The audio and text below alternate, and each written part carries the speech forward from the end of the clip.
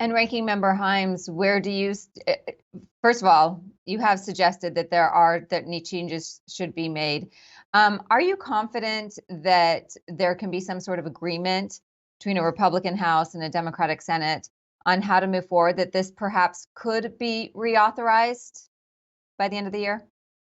Well, when you ask the question that way, it's a very easy question to answer. Mike and I every day, for much of the day, see the information that we get that keeps Americans safe as a result of 702 authorities, and that it helps us interdict fentanyl. It helps us understand what the Chinese are doing, what the North Koreans. So the answer to the question you asked is that 702 must be reauthorized. I mean, were we Okay. to just put that tool down and say we're not going to use it, you might as well, I don't want to be, bombastic here, but you might as well say let's get rid of a couple of aircraft carriers, right? I mean, that would be profoundly foolish of the Congress to do. So it must be reauthorized.